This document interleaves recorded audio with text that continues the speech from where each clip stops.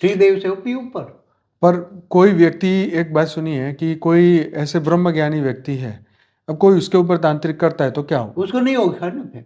होगा ही नहीं। ब्रह्म ज्ञानी ब्रह्म स्वरूप को जो याद करता है ना, उसके अंदर आत्मा की ओन पावर होती है। ब्रह्म स्वरूप के अंदर उसके ओरे में इतनी पावर होती है। उसका सूक्ष्म शरीर, कारण शरीर, महाकारण शरीर सब चार्ज रहता है उसके ओरे के अंदर। कोई भी तांत्रिक प्रयोग करके भूत प्रेत भेजेगा ना, तो वो भूत प्रेत ही मुक्त हो जाएगा। और दूर से उसका ओरा देखेगा ना भूत प्रेत, तो भाग जाएगा, भाई भागो भागो। फिर जिसने भेजा है ना उसको खाएगा, जिसने भेजा है उसको। इसलिए बहुत पावरफुल आत्माएं जो होती है, कई बार मनुष्य रूप में भी बहुत पावरफुल आत्मा है। उनका उरा देखकर भूत प्रेत भाग जाते हैं, उसको इफेक्ट नहीं कर सकते। सबको भूत प्रेत इफेक्ट नहीं कर सकते। कमजोर आत्माओं को ये मंत्र तंत्र का प्रयोग कमजोर आत्माओं पर होता है। पावरफुल जो आत्मस्वरूप में है, भेद की आत्मा पर नहीं हो सकती। जो आत्मा आत्मस्वरूप में स्थित है, ओरा में पावर है, तो ओरा व्हाइट दिखेगा तो भूत प्रेत भाग जाएगा। काला ओरा होगा तो ही इफेक्ट होगा, ब्लैक ओरा होगा तो ही देगा। नेगेटिव आत्माओं का ब्लैक ओरा होता है, पॉजिटिव आत्माओं का व्हाइट ओरा होता है, पिंक ओरा होता है। तो ये आत्मा पिंक ओरे पर, व्हाइट ओरे पर, ये भूत प्रेत दूर से देख लेते हैं ना ओरा उसका, तो भाग जाते हैं। क्योंकि उसको पता है कि मैं ओरा में जाऊंगी तो वहां मैं ही मुक्त हो जाऊंगी। ओरा में अगर वो आत्मा प्रवेश करती है तो वहां मुक्त हो जाएगी, आत्मा ही खत्म हो जाएगी, भूत प्रेत वहां ही खत्म हो जाएंगे, ओरा में ही खत्म हो जाएंगे। इसलिए अच्छे लोगों के ओरा में नहीं आते। तो ये स्मशान पर ही क्यों करते हैं ये? स्मशान में भूत प्रेत बहुत जो मरता है ना, अंत में तो स्मशान में सबको जाना है ना। तो जो कमजोर आत्मा है तो वो स्मशान में रहती है। तो स्मशान में बहुत भूत प्रेत सबसे ज्यादा रहते हैं। तो जिनको भूत प्रेत का प्रयोग करना है वो स्मशान में ही रहता है। महादेव भी ज्यादातर स्मशान में वैरागी हो जाते हैं, तो स्मशान में जाके बैठ जाते हैं ना महादेव। जब वैराग आ जाता है तो वो स्मशान में जाके बैठ जाते थे। महादेव को भी, महादेव भी कभी साकारी होते हैं, कभी तीसरा नेत्र खोलते हैं तो आकारी होते हैं, विनाश करते हैं तो तमो प्रधान होता है, विनाश। तो बाबूजी ये शराब वगैरह चढ़ानी पड़ती है ये तंत्र में, ऐसा क्यों? देखो, कोई भी आसुरी वृत्ति वाला भूत प्रेत, उसको शराब चाहिए। वो कहता है तुम मेरे को शराब की बोतल चढ़ा दो, मैं तुम्हारा काम कर दूंगा। तो काम करवाना है तो शराब पिलाना पड़ेगा ना। हाँ, जैसे मनुष्य होता है तो पूरी जिंदगी शराब पिया है, अब भूत प्रेत बनेगा तो उसका मंदिर बना है कोई, या कहीं भी बना है, या तो कोई भी हो, तो शराब पिलाने से काम होता है। तो लोग पिलाते हैं ना, वो बीड़ी नहीं पिलाते हैं, भाई मेरे को बीड़ी पिला दे मैं तेरा काम कर दूंगा। हाँ, तो अलग अलग भूत प्रेतों मांगते हैं ना, मेरे को ये पूरी जिंदगी भर जो खाए वो मांगेगा, और उनको तुम खिलाओगे तुम्हारा काम कर देगा।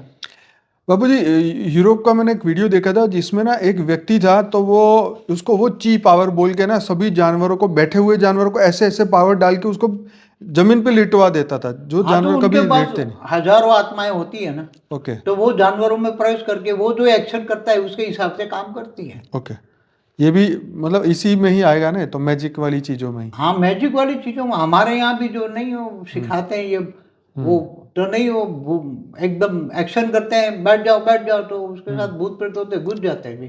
और क्रिश्चियनों के भी चर्च में भी बहुत ऐसे आते हैं कि वो ऐसे करके एक बार हाथ लगाता है, वो तुरंत ऐसे गिर जाती है जैसे करंट लगा 1000 वोल्ट उसके का। साथ तो हजारों भूत प्रेत होते हैं, उसमें प्रेस कर जाते हैं, तो वो जो इशारा करता है गिर जाओ तो वो गिर जाएंगे। लोग देखेंगे ना, हाँ क्या मैजिक हो रहा है, तमाशा हो रहा है। मगर इल्यूमिनाटी काम कर रहा है। ईसाइयों के मंदिरों में इल्यूमिनाटी सारे काम कर रहे हैं। यीशु ख्रिस्त तो है ही नहीं यहाँ धरती पर, वो तो भाग गया यहाँ से। यीशु ख्रिस्त तो है ही नहीं धरती पर, कहीं भी नहीं है। सारे इल्यूमिनाटी ने उसको भगा दिया यहाँ से। अच्छा। हाँ, सारे चर्च बट भरे पड़े हैं ना, इल्यूमिनेटिक से भरे, नेगेटिव से भरे पड़े। समझ में? आसुरी वृत्ति वालों ने कैप्चर कर दिया है। मैंने नहीं बोला कि ये आसुरी वृत्ति वालों ने पूरा कैप्चर किया है। इल्यूमिनाटी माना आसुरी वृत्ति वाले सभी ग्रह कैप्चर कर लिए। मैंने बोला ना एक वीडियो में, सारे ग्रह उपग्रह सब कैप्चर किया है ना एलियन वालों ने, नेगेटिव एलियन वालों ने। तो ये कौन है नेगेटिव एलियन वाले, जो धीरे धीरे मनुष्य बन गए, मनुष्य भी मर के भूत बन गए ना। तो ये सारे कैप्चर किए हैं ये सब। इसलिए कहता हूँ अनेक धर्म मठ पंथ संप्रदाय में भी अभी नेगेटिव, ये विनाशकारी काम कौन कराता है? वो नेगेटिव आत्मा ही काम करती है ना। तो कौन है ये नेगेटिव काम करने वाले कौन है? हम्म, चाहे क्रिश्चियन मुसलमानों में भी जो आतंकवादी बनते हैं तो कोई आतंकवाद बन के लोगों को मार देना कोई अच्छा काम तो है नहीं ना। तो अच्छा नेगेटिव आत्मा ही प्रवेश करके काम कराती है, तो किसने कैप्चर किया है? आतंकवादियों के द्वारा जो काम कराने वाले कौन है?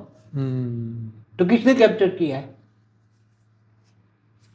अच्छा क्रिस्टल में किस प्रकार की एनर्जी होती है? क्या ये कोई साइंस है जिसमें इसका उपयोग अच्छी आत्मा एनर्जी और साइकिक वो चुराते हैं? क्या ऐसा क्रिस्टल में कोई एनर्जी होती है? देखो, क्रिस्टल होता है ना, हम्म, जैसे आप नंग पहनते हैं ना कि ये गुरु का नंग है, ये चंद्र का नंग है, ये सब स्टोन नवग्रह का नव नंग होता स्टोन है ना। स्टोन पत्थर। स्टोन पत्थर है, तो वो ये ऐसे समझते हैं कि वो वायुमंडल से ये शक्तियां प्रवेश करके शरीर को टच करेगी हम्म और फिर वो शक्तियां नवग्रह की शक्तियां बॉडी में आएगी। ऐसी तरह ये है, ये भी क्रिस्टल भी यही है, और क्या? ओके क्रिस्टल भी यही है। यही है। ये सोचते हैं कि वो क्रिस्टल का पावर खींच कर हमें देगा, वायुमंडल ठीक करेगा ऐसा, मगर अभी वो पावर रहा नहीं। वायुमंडल इतना नेगेटिव हो गया, इतना नेगेटिव कि क्रिस्टल कितना भी भर दो कुछ नहीं होगा। क्रिस्टल की माला पहनो, गले में डालो या कुछ भी करो, कुछ फर्क नहीं पड़ता। बाबू जी, ये जो न्यूमरोलॉजी होती है जो नंबर का आधार लेके प्रिडिक्शन करते हैं कि भाई नंबर में रियल में कोई एक ऐसी एनर्जी होती है, जैसे निकोला टेस्ला ने 369 is a secret of universe ऐसा बताया। देखो, चाहे निकोला टेस्ला हो, चाहे क्रिश्चियन वो मुसलमान नहीं ना 786, तो ये नंबर आए कहाँ से? पहले ये सोचो, सोर्स ऑफ नंबर क्या है? ये नंबर ये 786 क्या है?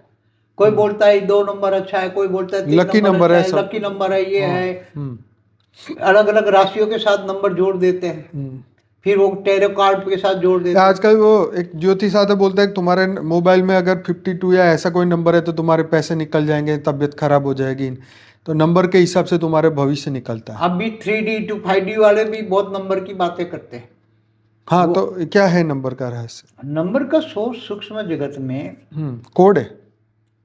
कोड ऐसा है कि सूक्ष्म जगत में कई ऊपर में यान खड़े हैं, उनके यान के कोड नंबर है। अच्छा। हाँ, यान के कोड नंबर है हाँ हाँ। कि तुम ये नंबर पे बात करोगे तो वहां से आएगा, तुम्हें हेल्पलाइन मिलेगी। ओके। हाँ, मगर सूक्ष्म में जो कोड है ना, सूक्ष्म नंबर का कोड का सोर्स कहाँ है? कहाँ से नंबर आया? किसने दिया? क्यों दिया? क्योंकि ये जो नंबर देते हैं, जैसे हमारे वैज्ञानिक नहीं, ये प्लानेट पे अलग अलग ये गैलेक्सी के नंबर देते हैं, यूनिवर्स के नंबर वो तो देते हैं, आइडेंटिफिकेशन के लिए ना कि भाई। आइडेंटिफिकेशन के लिए होता है ना। हाँ। ऐसी तरह सूक्ष्म में भी कई ऐसे दूर दूर से आए हुए, दूर दूर से कोई गैलेक्सी से बहुत यान खड़े ऊपर सूक्ष्म में, सूक्ष्म होता है बहुत यान खड़े। पर इससे क्या होगा? मान लो कोई, वो यान का नंबर ये है, हर कोई ने ऊपर में अपना अपना नंबर बांटा हुआ है। पर यहाँ तो कोई और पर्पज से यूज हो रहा है ना इसे। मान लो अगर कोई उसको तो तुम ये नंबर करोगे ना, कोई किसी ने बोला कि तुम्हारे को ये नंबर सूट करता है, तो सूक्ष्म होतन वाली आत्माओं ने वो उससे कोई बोला तो ये नंबर मेरा बोलना, ये नंबर मोबाइल नंबर मेरा, ये मोबाइल नंबर है, कोड वर्ड नंबर, तुम याद करोगे तो मैं तुम्हें हेल्पलाइन भेजूंगा। इसलिए सूक्ष्म में से नंबर आए, सूक्ष्म में से ये नंबर आए। मगर ये हेल्पलाइन इतनी मिलती नहीं है जितना चाहो